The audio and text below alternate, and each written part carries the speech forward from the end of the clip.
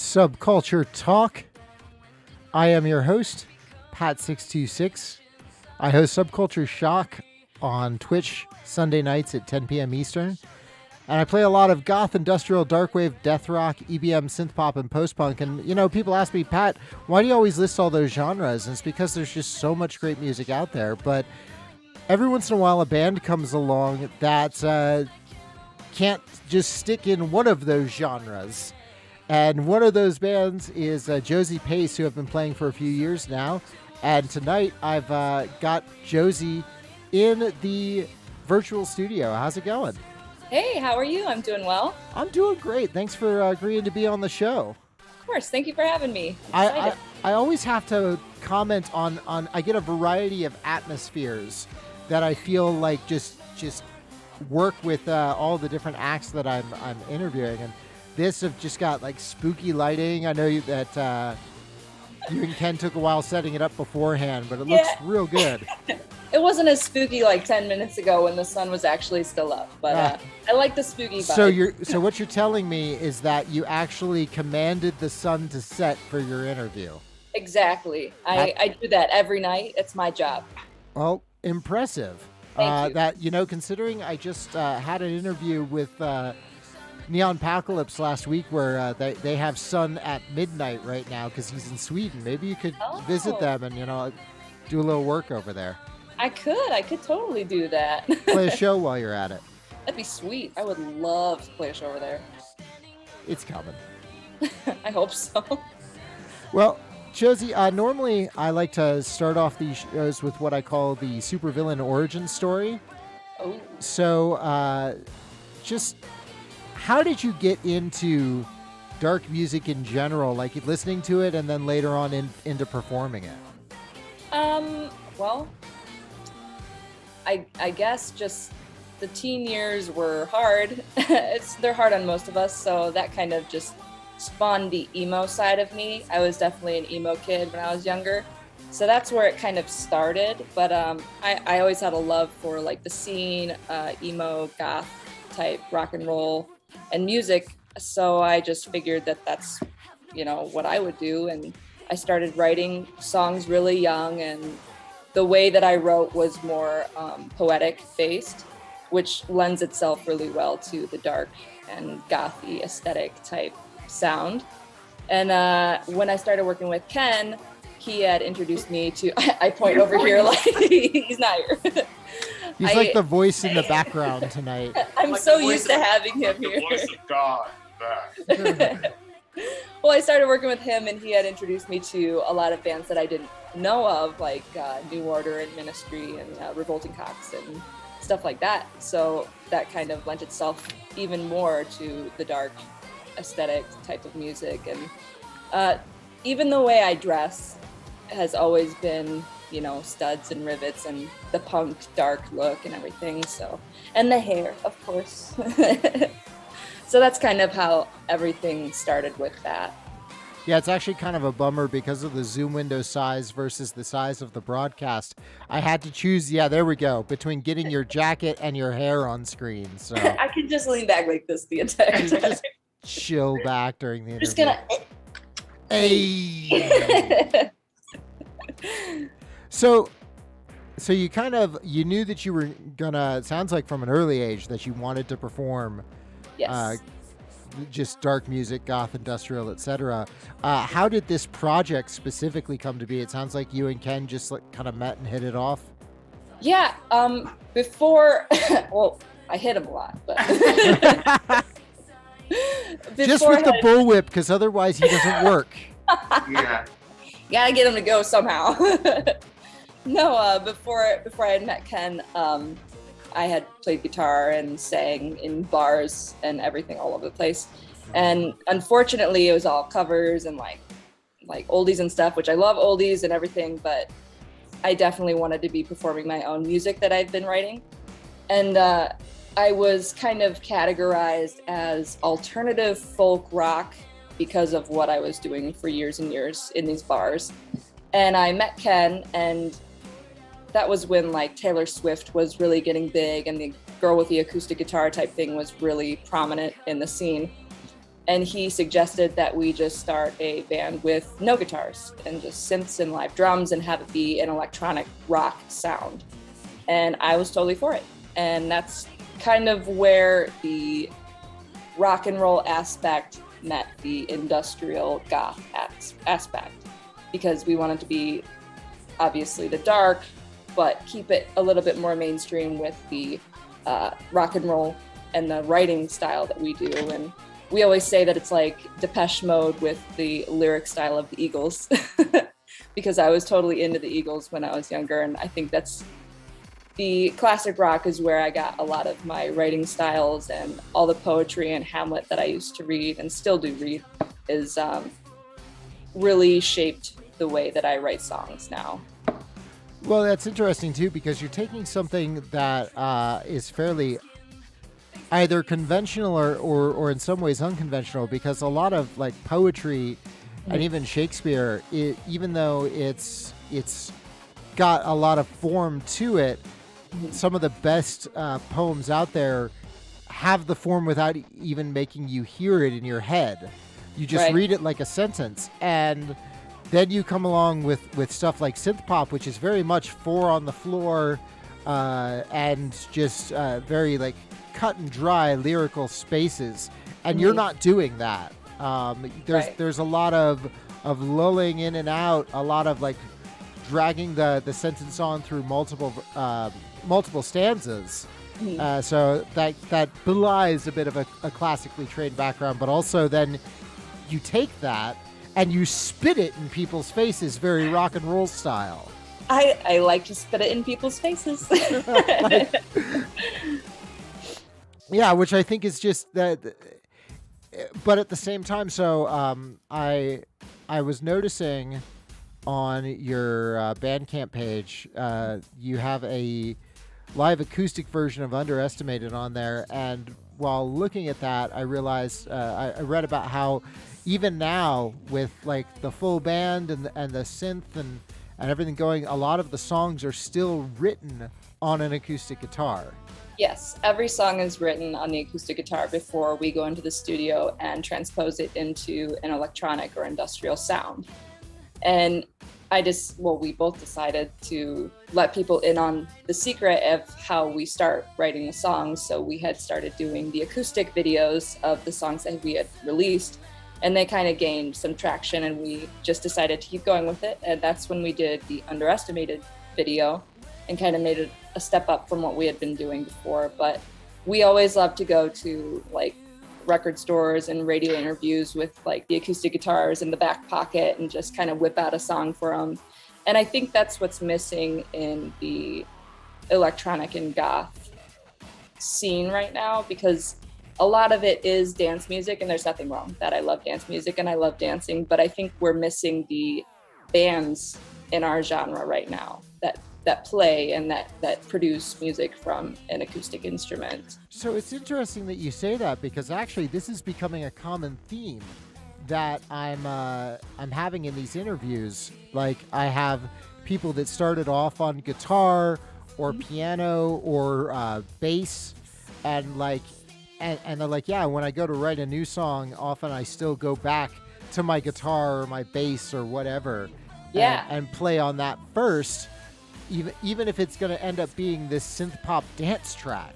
Right. And I think that's what creates a good song. And you have the strong structure there with the acoustic or whatever instrument you start off with.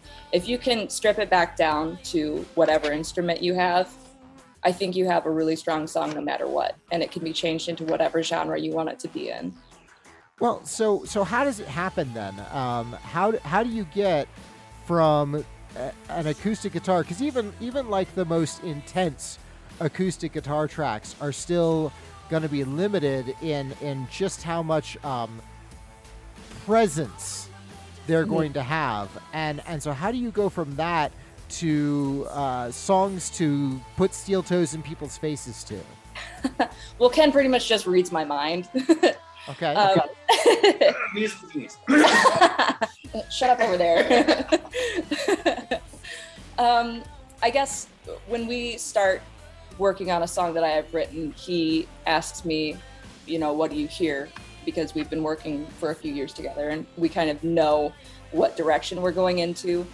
And I usually just sit behind him in the studio and look at the back of his head while he goes through sounds. And I'll be like, no, yes, no, yes. I don't like that. Put the other one in. It's really just like a matter of, he'll pick something out that he likes and I'll either be like, oh, wow, because I trust his judgment. And I mean, we've been making music for a while now. And we just kind of go through trial and error and we switch things out as needed. And I guess it really shows how much we are on the same page with everything, because when we had started working together, we just kind of clicked and started working. And I think that's part of the reason we have so much success in the business, is that we know exactly what each other is going for, and we can feed off that and bounce ideas off of each other. But yeah, it's kind of like, you don't know what it's going to turn into in the beginning, but at the end you're like, oh wow, I didn't know we could do that. Well, so is that like this relationship and this songwriting process that you have, was it like that from the very beginning, or is this something that's just evolved from years of working together and trust? I think it's half and half, because when I had started working with him, well, before I started working with him, I thought he was a creep. And he would message me. Well, I had gotten a lot of messages because I would post on the internet and everything, my videos, and I'd get a lot of messages from producers, and they would hypnotize me in their basement because they thought it would help my songwriting and stuff. So I didn't message him. I knew a guy like that. That's unfortunate. It is. I'm sorry you've had more than one of those experiences. They're funny at the least, so I got a good laugh out of it. But I had gotten a message from him, and I obviously wasn't going to message him back because I didn't think he was telling the truth, because stranger danger, and my parents taught me well. But after months and months of him like showing me his girlfriend's Facebook page, like, here, this is her, I am a producer and everything, he got in contact with me through a photographer that we both knew, and we had started working together. And it really did click right off the bat. I think I was really open to help because I knew this is what I wanted to do with my life.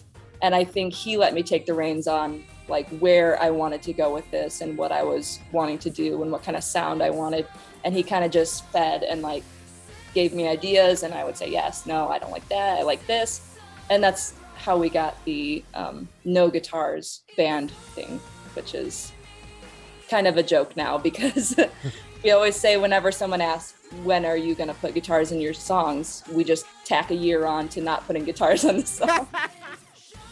Nobody knows that, but but yeah, it was well, like all right, so I'm not going to ask, but I do want to know what the counter's up to at this point. I'm going to say like he said never. But I'm sure in the future, because I've been playing guitar for so long and I love playing guitar, and that's how everything starts. So I'm sure that we'll release something after a little while. Do it for April Fools.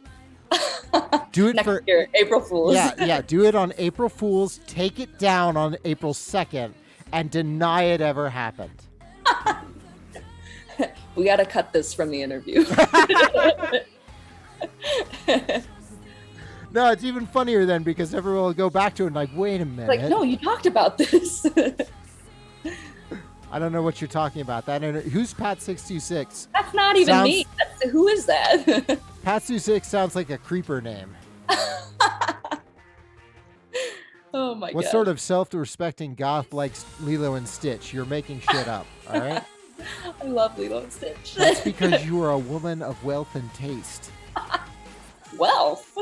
All right, well, wealth of talent. How about that? There we go. So, speaking of wealth of talent, I'm jumping ahead a little bit, but the segue was too good. You and the band were on a TV show recently. We were, yes. And not just any TV show, but a competition show. I am a very competitive person. Well, remind me to never play video games with you then. Just not, yeah, we shouldn't do that. That and Monopoly is a no-go. Oh no, Monopoly is like the easiest way to ruin friendships. Oh yeah, every Christmas, man, every Christmas. That and My Risk. family plays Monopoly. Bro, we play Risk all the time, and I suck at it. I suck so bad at it. All right, well, I'll tell you what. I'll play you in Monopoly if you'll play me in Risk. Sweet, yeah, it's a All deal. right, it's on. Let's ruin a friendship that we just started. Nice. So, the show is no cover. Yes. And it's one of those bands and artists get on and compete. But the thing that I like about this one is that the stipulation is no covers. You're doing only original music. Exactly. Yes. It is it's like an American Idol for original music and original bands. Right. So, how did you even get involved with that? I don't want to talk about that. Not even. All right. Not allowed to talk about like how you got approached or anything. Okay. No. It was fun though. Yeah, fair enough. No, I mean, so not all of the show has been released yet, No. but so they're on YouTube, for instance, and the episode 6, the first episode that you were in has been released, so we can at least talk about that one. Yeah. And I have to say, first of all, like, that was a brave fucking move doing Storm and Stress. Yeah, it was. Considering it's in German. Exactly. Like, I was really shocked because, like, when you started singing that part, when you started singing that song, of course, I recognized it right away because I've been playing it on Subculture Shock. But I was like, okay, is she gonna do the chorus in English then? Because you've got a bunch of non-German speakers on the judging panel. You said, fuck it. No, I'm not doing that. I'm not changing the lyrics for them. Were you nervous about doing that one though? About doing the song, no. The songs are the least of my worries because, I mean, I've written them. I know the lyrics because I wrote them, and they've been ingrained in my head for so long. I think those are the things that I was most comfortable with on the show. I think when we got there for our first episode, I was nervous, and I was like thinking about all the judges, and I mean, they're pretty prominent people in the industry and everything, so who wouldn't be nervous? I mean, you're singing for Alice Cooper, like right, like one of the original nervous. Spooky Kings, like yeah, exactly, and he's from Michigan, so like yeah. But I mean, I was nervous, and I got in there, and we started setting up and everything, and we were about to go and film. And I was like shaking, my hands were shaking a little bit. And then I was like, you know what? I've done this so many times, and I know that they have done this so many times, and they respect the fact that I'm coming on here and I'm doing this, and I'm trying to better myself in my career. And I was like, whatever, it'll be fine. And I just kind of let the nerves go. Well, the bad nerves. You got to have good nerves when you perform live. So I let the bad ones go, and I was like, you know, whatever happens, happens. I'm not really... This is not the make it or break it type thing, you know. After if I don't make it on this, it's not like I'm gonna quit music, you know. Right. So, and confidence is key when you do things like that. And I mean, I've done so many music videos that I'm not afraid of a camera in my face, you know, that they had on a boom or anything. And you know, I think everything that we've done kind of taught me how to handle this situation. So after I got all the nerves out, I was like, yeah, this is going to be fun. We're going to have a great time. And then I was like, hey, this is German. Yeah, I was just... and then we won the episode. Right, well, I was going to mention that eventually. Yeah, and then you won the freaking episode, which was incredible. Like, I admit, so I was watching this knowing that I was going to be interviewing you later, and on the one hand, I was like, holy shit, they won, that's amazing. And then I was like, holy shit, they won, that means I can't talk about most of the show because the rest of the episodes haven't aired yet. Shit. Right. We'll just have to have another one. Hey, I'm down. So we gotta play Risk too, so. Yeah, exactly. We'll just have an interview while I'm kicking your ass at Risk. We'll see about that. All right, there we go. So, an important thing that you said, actually, that I found was very interesting. You know, I get a lot of people watching these interviews that are just starting out, have only been doing the music thing for a couple months, a couple years, and something that you said, I think, is a really good question for like advice for aspiring musicians. You said that you got rid of the bad nerves, but you need good nerves for a show. What do you mean by that? Well, you never want to go into a show or a music video or an interview or anything having the nerves of, oh my gosh, I suck, I can't do this, I'm not good at this, I'm going to fumble all over myself, I'm going to do this or that. You have to go into it being like, oh my gosh, everybody's so excited, I'm going to do my best, they're going to do whatever they do, and I'm going to take it, and you know, I can't change what I can't change, but whatever I can do is what I can do. So you kind of just, you got to have that confidence when you go in there and feed off of the energy that people are giving you. And I like that. There's a difference between confidence and calm, and being too calm can be a killer. I can never be calm. I don't think I'm very good at being calm. I hadn't noticed.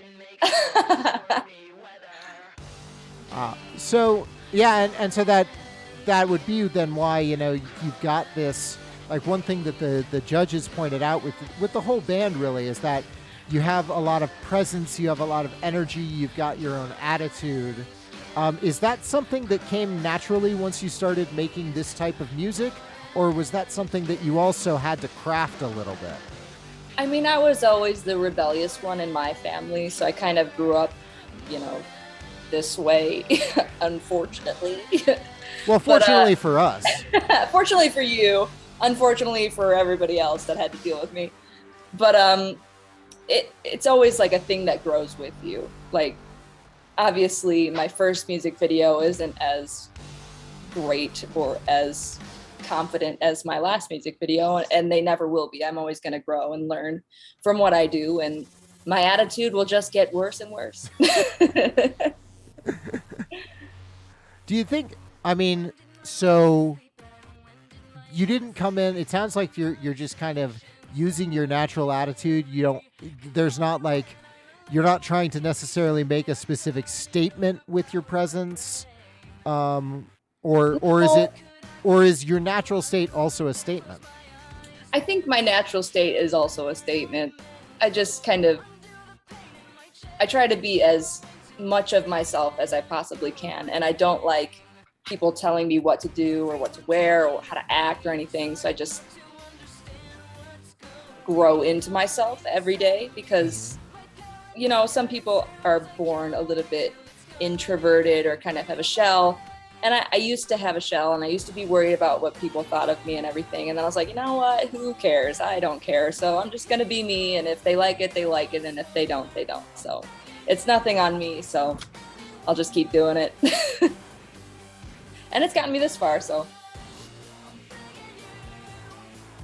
Sorry, we have Ken Magerman in the chat there saying hi to everyone. So. Oh, hi. So,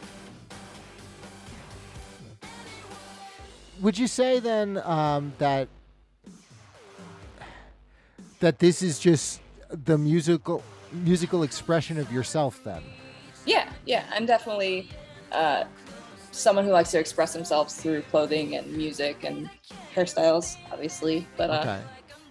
Yeah, it's just, I get up and I put on whatever I want to put on, and I make whatever kind of music that I feel like making, and if that changes tomorrow, it changes tomorrow. I mean, I just do whatever I feel comfortable with and what I think I'm good at and what I'm confident with, and if people like it, then that's icing on the cake. So how does that come across in your lyrics then? Is it one of those things where you're looking for like specific themes that you go for, or are you just more like pulling thoughts that you've had and throwing them at people?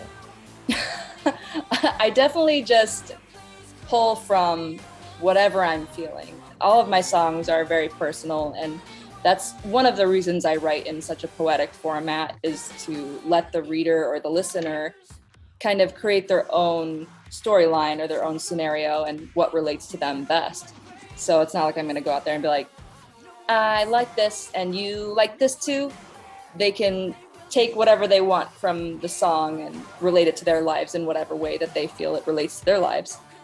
But when I write, I just kind of have to get into it in a weird way, I guess. I don't know. It's kind of weird for me to explain the writing process and how it starts, but I just get ideas and memories and thoughts of things that I've gone through or things that I've seen people that I know go through. And I just start writing things down and things start to come together sort of like a puzzle. And it doesn't really, there's nothing that I can do per se to make the song what it is. It just kind of has to come out of me like an expression of myself. It's like an art piece and I'm just letting myself do what I do best. So are you one of those writers that sets aside some time specifically to do it, or does it just blindside you when you're in the shower or driving the car or something like that? I'm not someone who sets aside time for the most part. Sometimes I can feel it when I have a song that's coming up in my head and like weeks before, and I'll be like, I think I feel a song. I think I feel a song's gonna happen, and then it's like having a sneeze come on, you know. Exactly. You go like and prep for that, yeah. Yes. So then I'll be like, okay, I gotta set aside some time and see what's happening and see what I've got here, because I don't know what it is yet. But sometimes if I have a long drive or if I have some time alone, things will just come up into my head, and I'll keep my phone out and I'll record whatever I have, even if it's just a line, or I'll write it down in a notebook. Or if I have a melody line, I'll record it on my phone and, go back and look at those things when I have these times that I set aside, and I build off of those, or I try to build off of those. And if it works, that's awesome. And if it doesn't, I just try to, leeway it into something that works for me. I like how you said that you write it down in a notebook, implying that you've actually got like 15 unfinished notebooks all lying around in various places in the house. I'm terrible with notebooks. No, I'm the same way. I'll buy a new one. I'll be like, okay, I can't write in this yet. And then I'll buy another one. I'll be like, can't write in this one either. Can't write in that one. They're too nice. I can't ruin it. If I start writing it and then scribble it out, I'm like, oh, this notebook's ruined. Yeah, I have like just a collection. Almost at one point there was almost an entire shelf of them, of just a bunch of notebooks that had some writing in them, because it was the one near me when I had an idea. Yeah. Yep. I have, I don't know how many. They're just sitting under my bed, full of lines or chords, progressions, or anything that I have, and I just kind of flip through them every once in a while and see if there's anything good that I haven't used yet. And then I write new ones down and see what comes of those. And then it goes to the acoustic guitar, and then through the synth machines. Through the synth machine right here, and the off-camera, the disembodied voice of the synth machine. Say something so we know you're alive. He's alive. It's all right. See, now I'm just imagining that you had him like tied up for this whole interview, like he's just like hanging upside down. No, he's fine. Send help. Shut up over there. Oh, you crazy Ken. Saying wacky things like send help and oh God, my spleen. Oh my God, my spleen. Oh my gosh. I'm telling you, body parts are worth at the black market. I do. I look them up every day. So that sounds like an intriguing story. And speaking of intriguing stories, I have someone in chat called Yuck Fu Todd.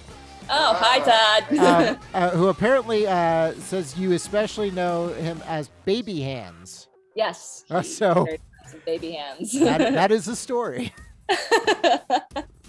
He's a friend of ours who hosts a radio show here in Detroit, and he always wears these tiny hands on his fingers, or tentacles, or fingers, or feet, and we just know him by Baby Hands Todd. Oh yeah, he's also our merch slinger. He comes to our shows and sells our merch for us, and he does a great job. Well, apparently he thinks that no one will help Ken, so he's in your corner. He is hashtag Team Josie. Hashtag Team Josie. There we go. We've got our hashtag for the interview, folks. That's Go write it down. Every interview gets one. Nice. There's that acoustic album coming down. No more Ken, no more synths. That's true. I got to keep him around for a little while. Well, that's why you keep feeding him back his own organs. That's right. That's how that works. It's Yes. lots of nutrients and everything in there. So. There we go. We're set. So, the thing that I skipped over because I was so excited to talk about the show, about No Cover, is the album that you just recently released in February. Oh, you mean this one? That one! And this one? I like that you've just got them prepared. hanging around, yeah. That's Ken's doing. Plug the album. All right, so you got a can, bug in my ear. so you can help me a little bit then. Sure. Because I admit that I must have missed the press release attached to that one. How the hell do I pronounce the album title? It's pronounced noxious. It's Okay. written in leet speak or a form of leet speak, Right. which is when you use numbers and letters and symbols to create. I'm very familiar with leet speak. I've just never seen an N done that way before. Yes. Yeah, no, okay. That No. is our noxious. Wow. Well, that is both absolutely brilliant and incredibly annoying. So, Well, I didn't come up with it. no, it's annoying in a good way for sure. Like, When as we soon did- as you told me what it was, I was like, motherfucker, It's like, how did oh, I not yeah, get there that? it is. When we had done the Battleground music video, I had a friend of mine who's an artist come over, and she painted the lyrics onto my body for the video. And the way that she wrote noxious on my collarbone almost looked like the way it was written on the album. And Ken had no idea what it said, and he's like, "What is that? That's so cool." And I was like, "It says noxious, dude. It's in a line in the song." So it just kind of stuck with us the whole time. Actually, I have a necklace. I don't know if you can see it. That says noxious too. Aw.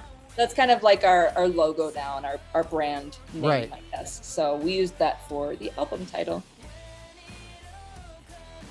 So I love that because on the one hand, it fits very well with, this like kind of poison tainted aspect that this just this like there's something wrong with these people, but at the same time there's something quote unquote wrong with you guys and you don't give a shit and you turn it into your brand, which is great because it also works as obnoxious, like you're obnoxious about I again meaning We're definitely obnoxious. but meaning it in a good way. You're uncompromising in aspects of you that society would rather hide. Like at this point, it's a little more acceptable to have mohawks and studded jackets and that sort of thing. But you're still like, you're not going to see someone like that. You were the only one really like that on No Cover, for instance. You were the only band out there that was really just like in everybody's face. Yeah. And I think that that's an important brand to have of like, hey, all these things that are supposed to be like subculture and underground and all that, what if we just wear it around the normies and make them fucking deal with us? Yeah. Even though it's 2022, I still get looks and I still get stares and I still get little comments and everything. I'll get good comments too, and people going, "Oh, I couldn't do that with my hair. You're so brave." And that's just it right there. That backhanded compliment. I couldn't do that with my hair. You're so brave. What's so brave about a fucking mohawk? It grows back, dude. Right. Oh wow, you're so brave. I could never mutilate my hair in that way. Brave. Okay. Yeah. I've had many much worse hairstyles in the past, other than this. Absolutely. Well, I can't say for certain on you. It's not like I've seen the past photos, but I certainly have. I've wiped them from the internet. There is a photo out there somewhere, I'm sure, of a 4th grade Pat with a flat top. I had like a half a flat top, and then the rest of it I kept like long, but it wasn't long. It was like to here, so it's just like a buzz to long hair. It was terrible. It was so bad. I was like, can you just like fade it into the long hair? They were like great clips or something. They're like, I'll try. Oh. It was really bad. That's a TikTok video waiting to happen. Yes. Brad Mono, I'm sorry. So I guess the thing with that is that like the style, though, I feel like there's got to be a line at some point between, hey, these are clothes that I'm comfortable wearing and this is who I am, and then also like, but this is what's gonna look good on stage. This is what's gonna look good in the video. Like is there, or is it that always just like, no, I'm wearing this is my favorite shirt, I'm wearing this tonight when I perform? Or is there a little more aesthetic planning that goes into it?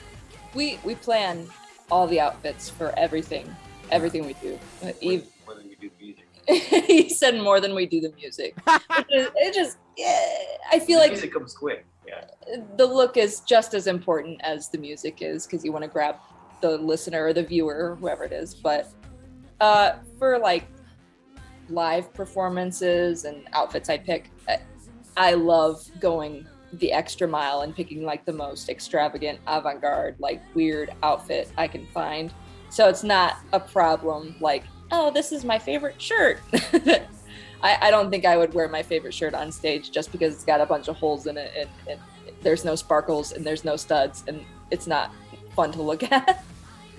But I mean, I go to Kroger in my jackets and in my weird outfits after interviews and stuff, and sometimes I don't have my eyebrows on and everything, but I feel like the stage outfits and the interview outfits and the music video outfits are all just my self amplified, so everybody's just drawn into what I'm doing. But I'll definitely still like go to the store in some weird crazy outfit if I wanted to. All right, so that leads us into a thorny question, but I'm really glad that you walked into it. So, you were saying that you have like specific choices that you make for this because you're thinking about the audience. So of course there's this regular statement that you're supposed to not care what anybody else says and only make the music for yourself. Sure. But at the same time, you're also thinking about the performance and about, what people are going to think about the way that you look and the way that and the way you present yourself. That's why you can't wear the non-glittery shirt with holes in it. Well, I wouldn't wear a non-glittery shirt with holes in it just because there's no glitter on it, and I adore glitter. So I guess I'm trying to figure out where the balance is in that. I think what I think of it, I guess, is that these people are here because they do like what I do and they like what I wear and they like what I am singing about or what I produce music-wise. So I want to give them the amplified version of what they're enjoying. And I think caring about what people think comes into play when people really like what you do. If they don't like what I do, like, whatever, get out of here. But if you like what I do, sure, I'll give you more of what I'm into and what I like and amplify it for you. Because you're coming to see me and you're coming to have a good time. And I'm appreciative of everything that you've given me, so I'll just give back to you. That's just a really succinct way of putting it. And because that's a thing that aspiring artists especially struggle with. Mm-hmm. People who are trying to make music for the first time, there's always this argument about, well, do you play to the audience or do you play for yourself? Mm-hmm. And it's like, well, it sounds like you're saying I'm playing for myself, but if other people come and also enjoy that, I'm going to give them more of me. Exactly. Yeah. I created this music for myself and these people enjoyed the music that I created. Here you go. There's more of it. There's more. Have fun. There's more. Do with it what you will. That's just a positive attitude way to look at it, though, because like at the end of the day, you're still there for yourself if no one shows up. Yeah, if people have a really hard time in the music industry trying to be themselves and or find themselves because there's so many people telling you what you should do and what you shouldn't do. Right. And it's hard to stop listening to that and just, be real with yourself and do what makes you happy, because obviously they want to make money and they want to be successful and everything. And I think that overpowers their want to understand who they are, which is sad, but the industry is just messed up to begin with. So I'm chewing on this, but so do you still, like, another personal question then, do you still have days where you're just like, where you feel like you're not quite registering with people? Do you still have those moments where something didn't land the way you hoped it would land? always. So There's always days like that. yeah, so what do you do in those moments then? Because it sounds like you thrive off of people being into what you're doing. So how do you continue to put forth the same energy on the days when people don't show up? They show up. They show up. The whole industry is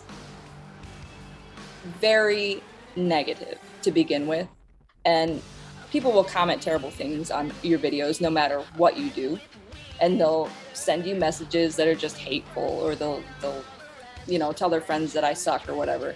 And the only way for me to not get down on myself or anything is to counteract that, and the only person that's going to do that for me is me. So I have to pull myself up and, like, you got this, you just doing you.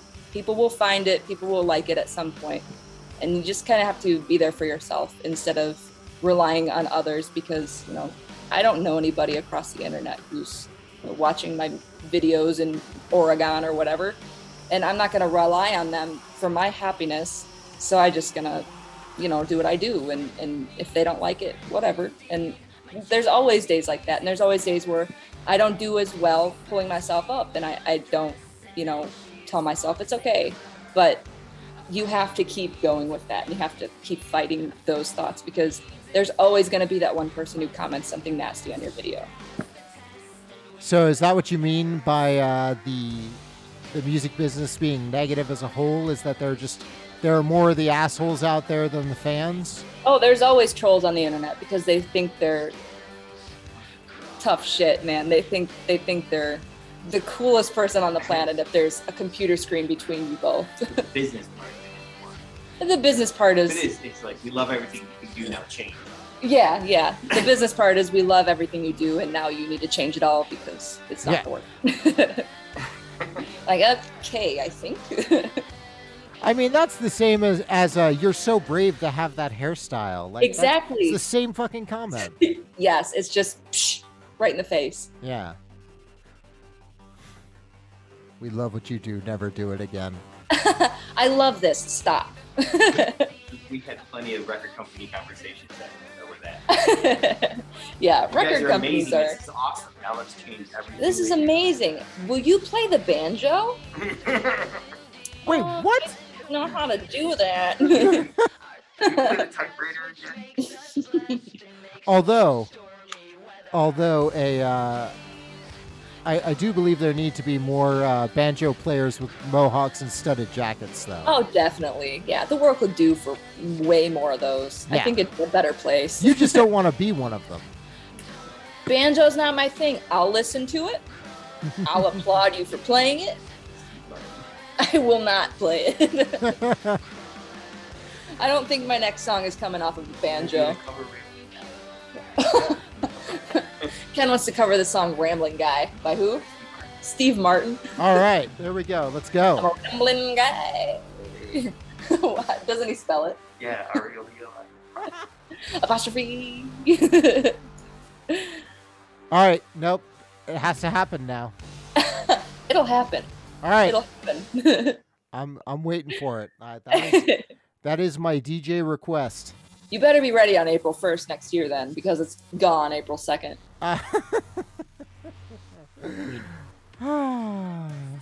So, at this point, we've been talking a lot about all of the great music, the album, the music videos.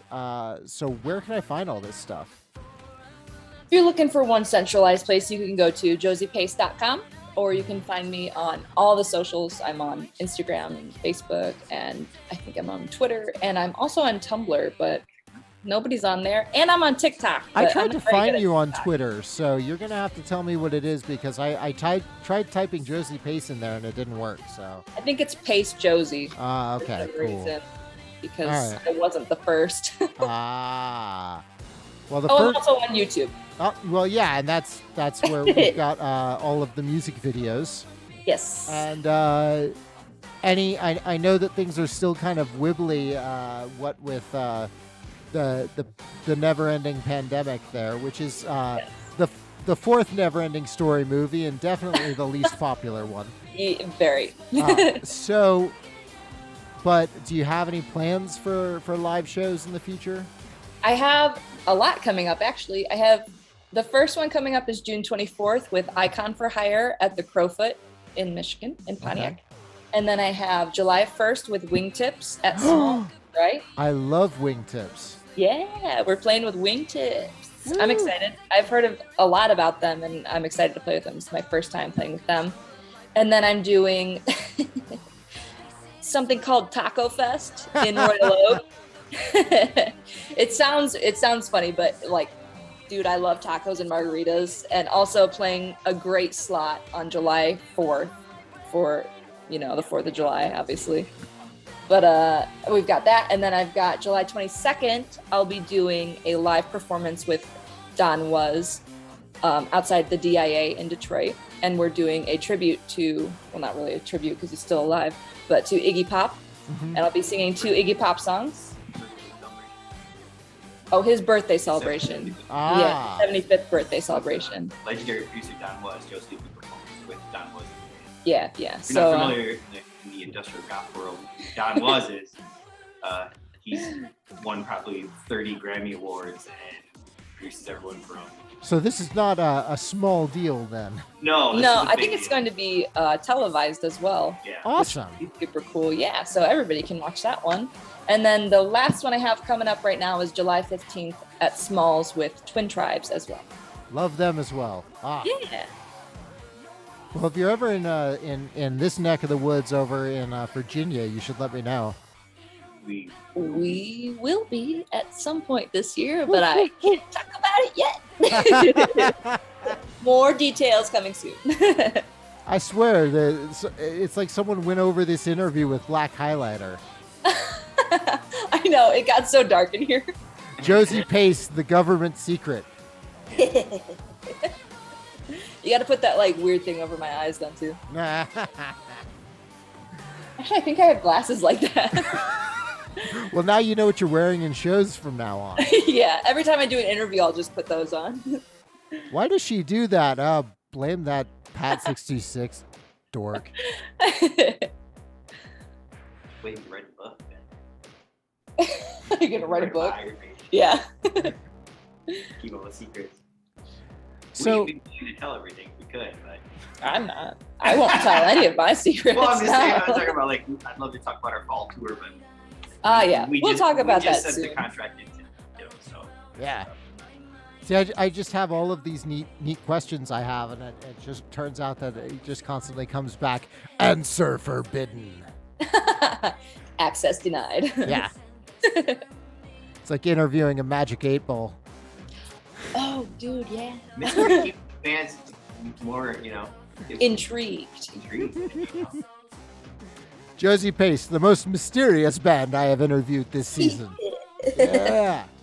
I mean, this is the first interview I had where one of the people never even appeared on camera. So I definitely think I apologize for all the listeners. I just got over COVID, so. Oh, did Josie train you to say that? You're no longer hanging upside down? He gets a cookie now. Yeah. Okay. I am not camera worthy right now. Your pajama pants say otherwise. I am 2.5 weeks into COVID, and looking pretty rough. So He'll be ready by the 24th for our show. yes.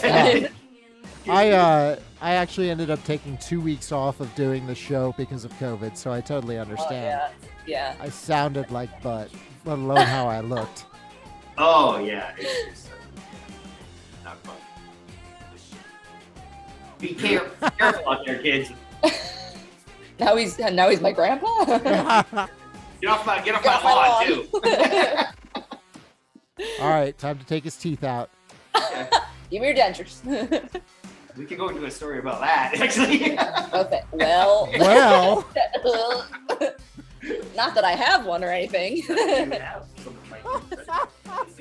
He got his teeth removed, and I asked him. I was like, "Can I have your teeth?" And he was like, "I'll ask him." And then he brought them home, and I was like, "Yo, this is awesome." Oh wait, not all of them.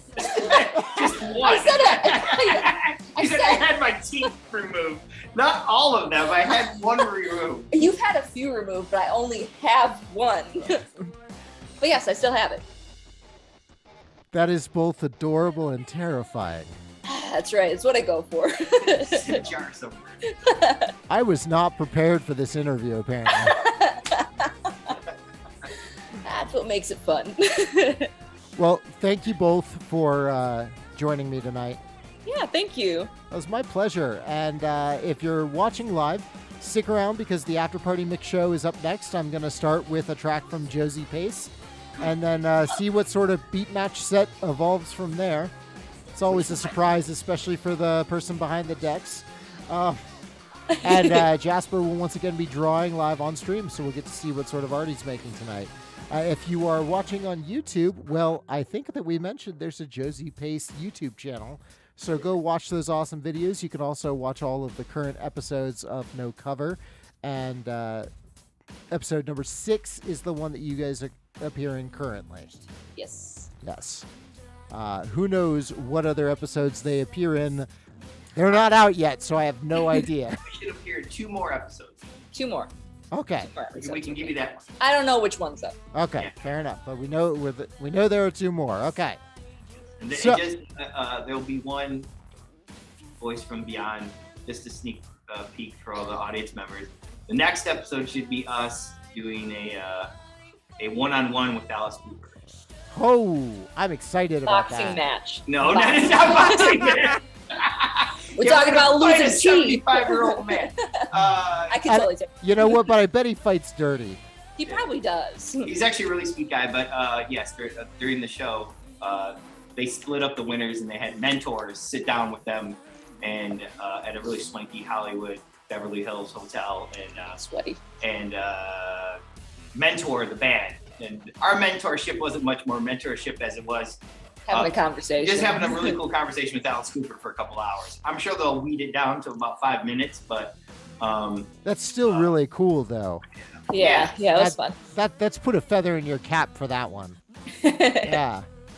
Got mentored by Alice Cooper. Like. yeah. And then the final episode will be us playing 2 songs. Hopefully, I don't know Yeah. if I'll keep the 2 songs. I don't know. They might pick one. We don't know. We'll see. All right, if you say any more, they have to kill all of us as well as the people watching. You'd be surprised that the last interview we did, they logged in. And they watched. They watched the interview to make sure we weren't giving away secrets. Well, now I feel I feel like dejected. Big Brother's watching you, right? I'll just No, keep the- now I'm upset that Big Brother isn't watching me. It's like, how come I'm not important enough? Like what? What am I, chopped liver? Yeah, exactly. Come on now. I've been talking to these guys for almost an hour. Well, next time I'm revealing all your secrets. They'll never know. All right, you all have a lovely evening. Thank you very much for joining. so much. And the show is just heating up from here. And yeah, take care.